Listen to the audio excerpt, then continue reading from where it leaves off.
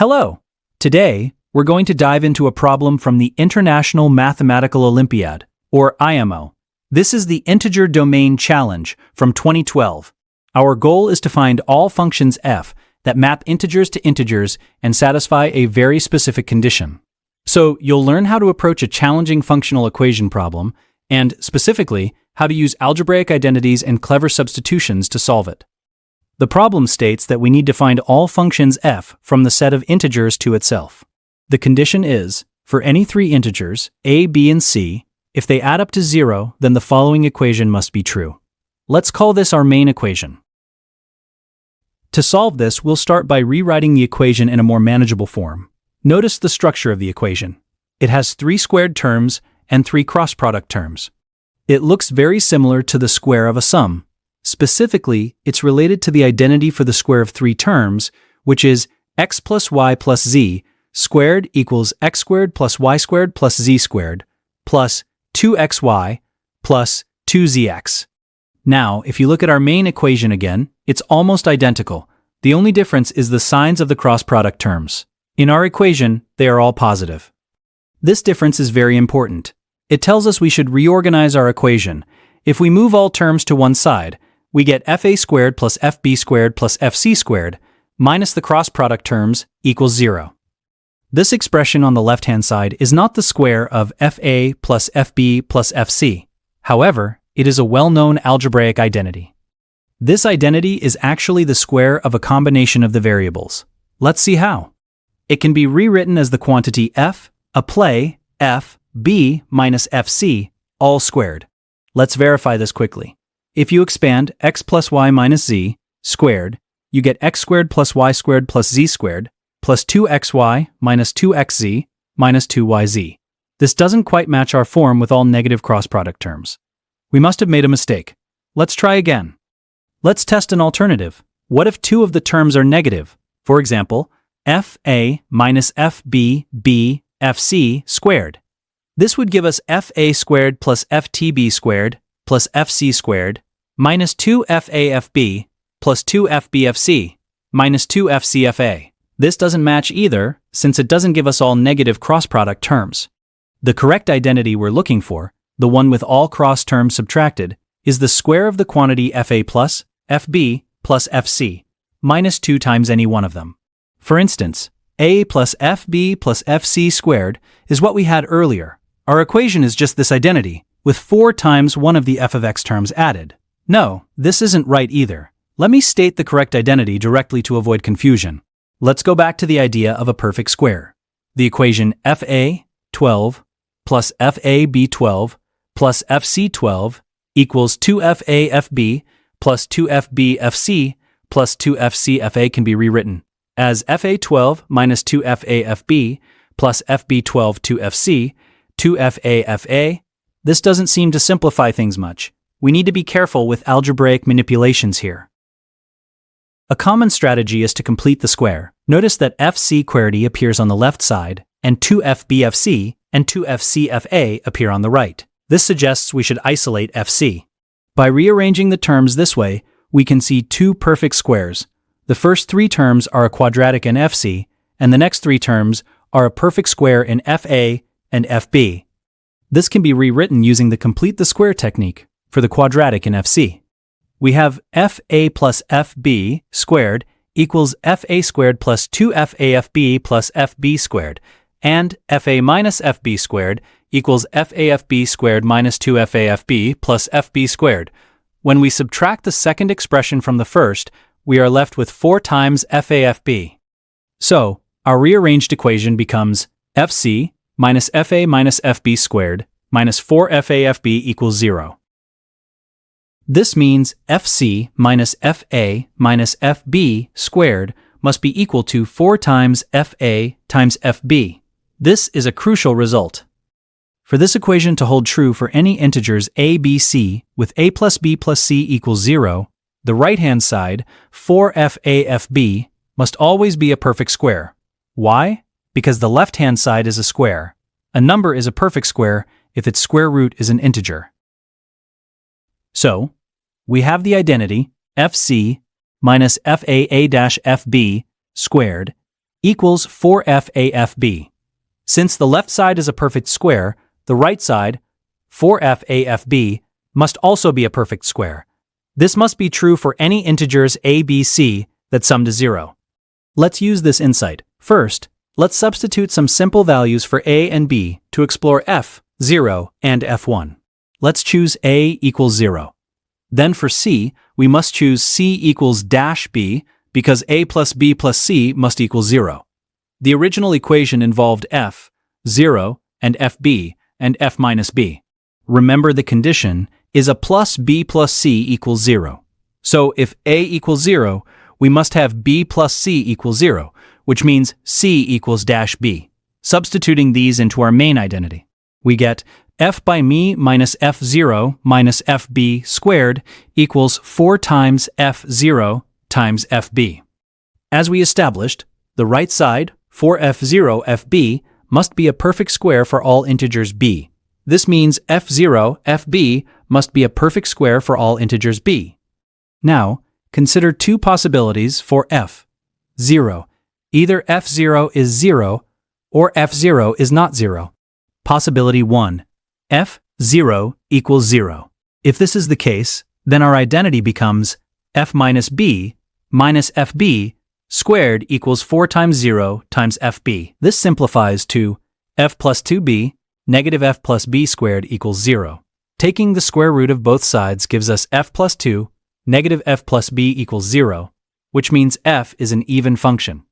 In other words, f minus x equals f of x for all integers x. This gives us a strong condition.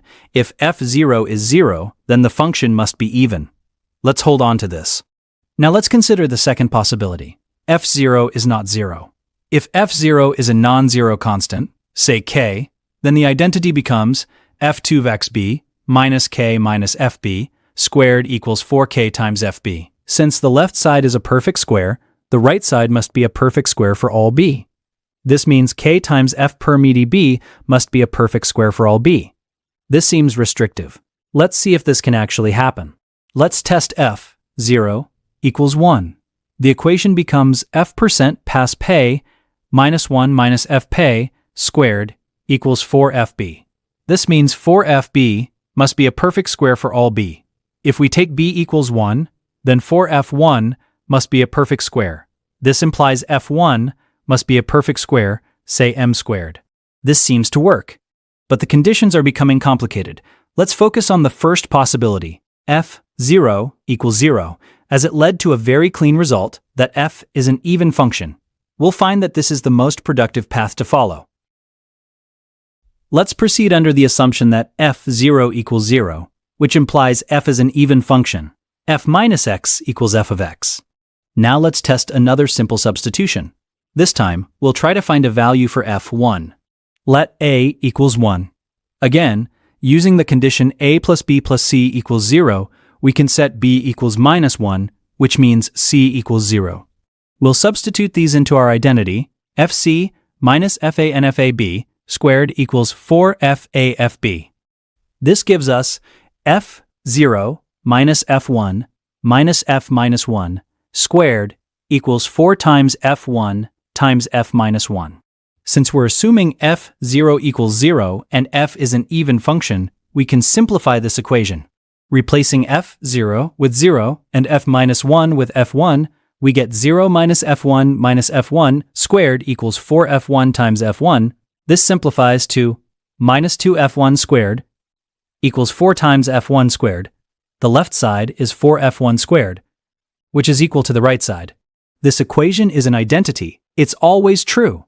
This is good, but it didn't help us find f1. It tells us that this substitution is consistent with our assumptions, but doesn't constrain the value of f1 any further. We need a different substitution. We know f0 equals 0 and f is even. Let's make a new substitution in our key identity. fc minus fafb quarter equals 4fafb. Let a be any integer x. Let's try to relate f, 2x, to fx. For the condition a plus b plus c equals 0 to hold, we can set b equals x, and then c must be negative 2x. This gives us the triple x 9 to 2x. Let's check the sum. x plus 2x equals 0. This is a valid triple. Now we substitute these values into our identity. Remember, we are assuming f0 equals sine 0 and f negative x should by fx. We get f2x minus f of x minus fx squared equals 4 times f of x times f of x. Let's simplify this using our assumptions. Since f is even, f2x is the same as f2x. So the left side becomes f2x minus 2fx squared, and the right side is 4 times f of x squared. Now we have an equation that only involves f, 2x, and fx. Let's take the square root of both sides. This is a crucial step. The square root of f2x minus 2fx squared is the absolute value of f, 2x, minus 2fx. And the square root of 4fx squared is 2 times the absolute value of fx.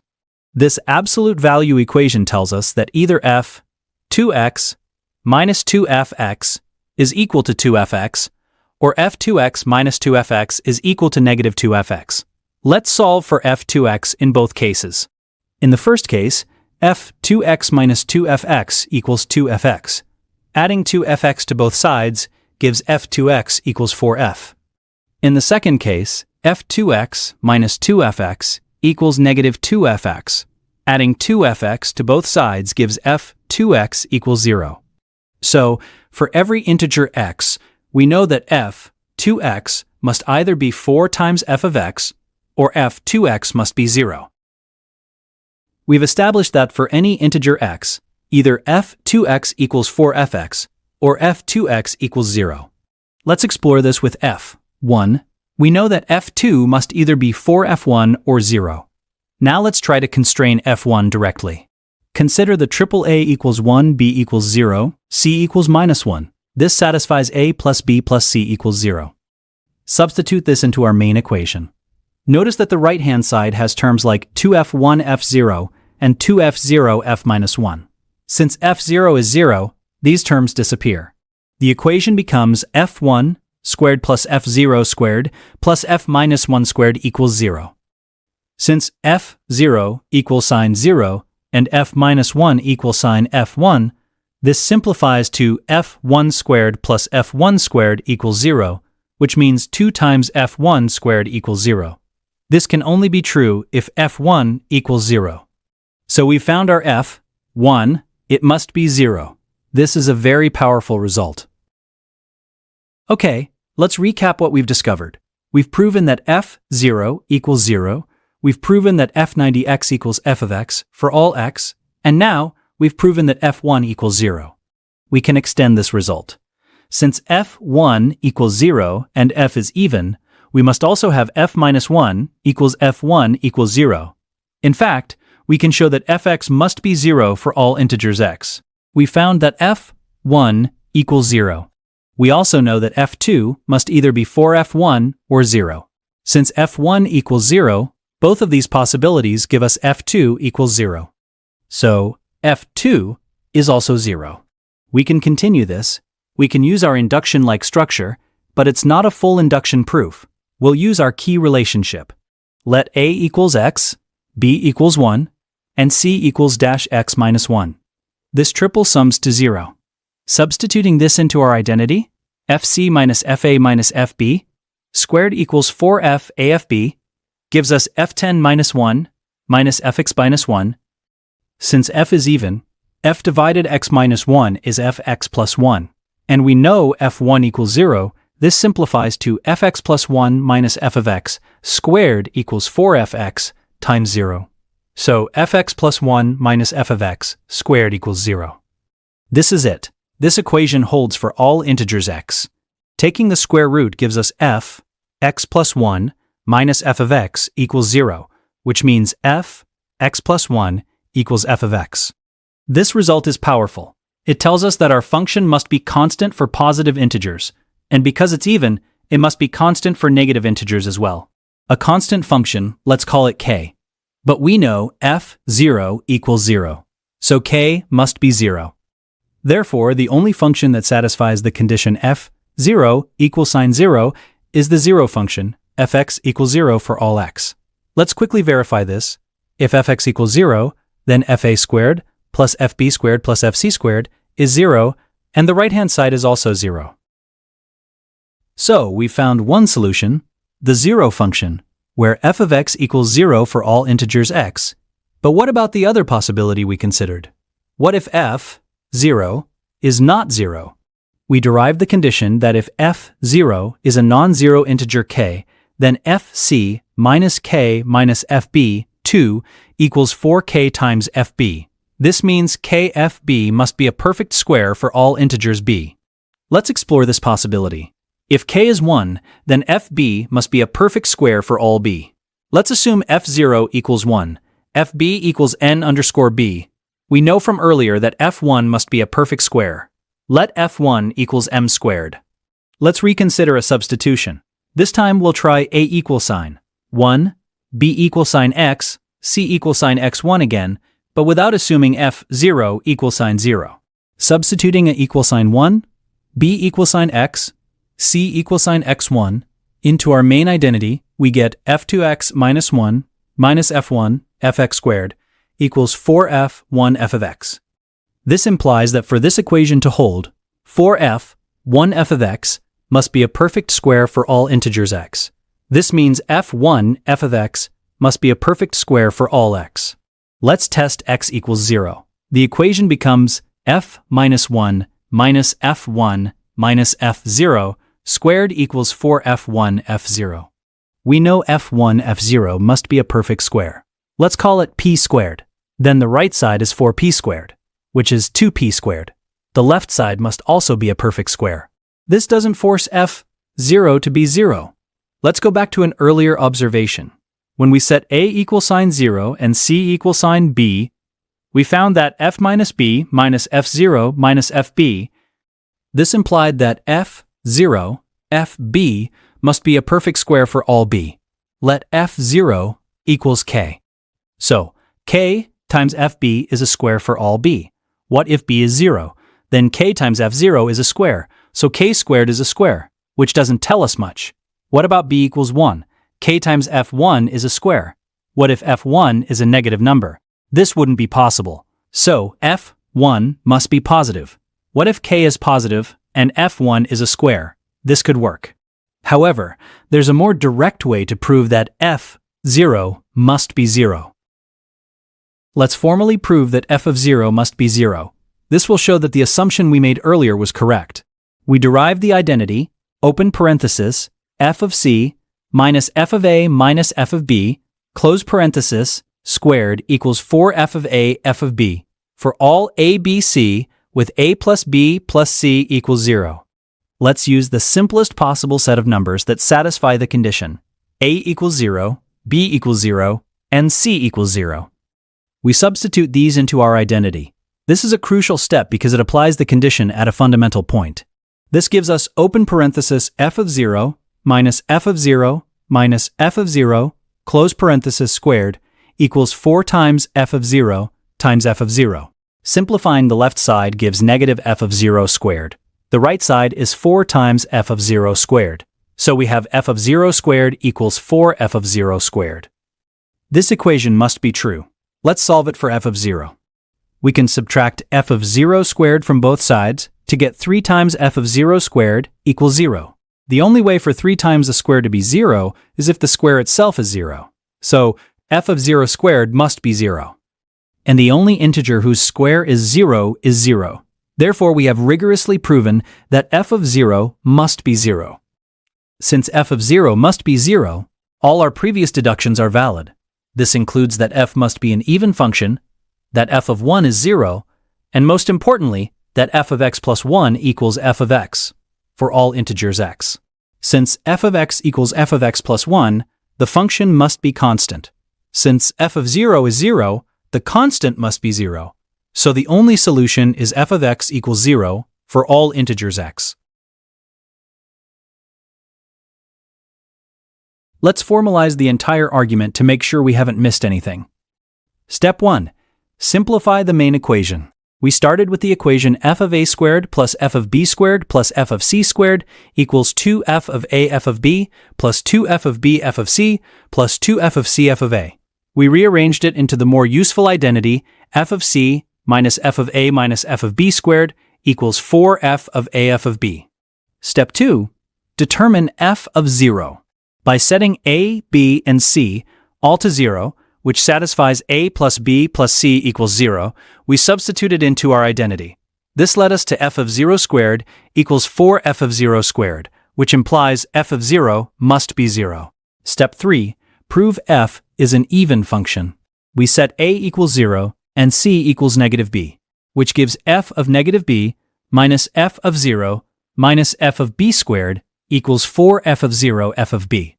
Since f of 0 equals 0, this simplifies to f of negative b minus f of b squared equals 0. This means f of negative b equals f of b, so f is an even function.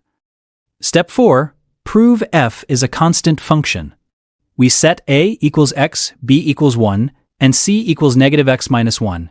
This gives f of negative x minus 1 minus f of x minus f of 1. Since f is even, f of negative x minus 1 is f of x plus 1. And from substituting a equals 1, b equals 0, c equals negative 1 into the main equation, we deduced f of 1 equals 0.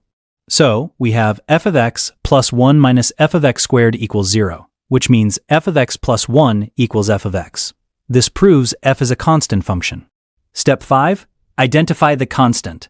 Since f is a constant function, let f of x equals k for all x. We also know that f of 0 equals 0. Therefore, the constant k must be 0. Conclusion. The only function that satisfies the problem's conditions is the 0 function. The unique solution to this integer domain challenge from the 2012 IMO is f of x equals 0 for all integers x. Great work today! We've successfully navigated a tricky functional equation problem by using algebraic manipulation, clever substitutions, and logical deduction. You can now use these techniques to approach similar challenges.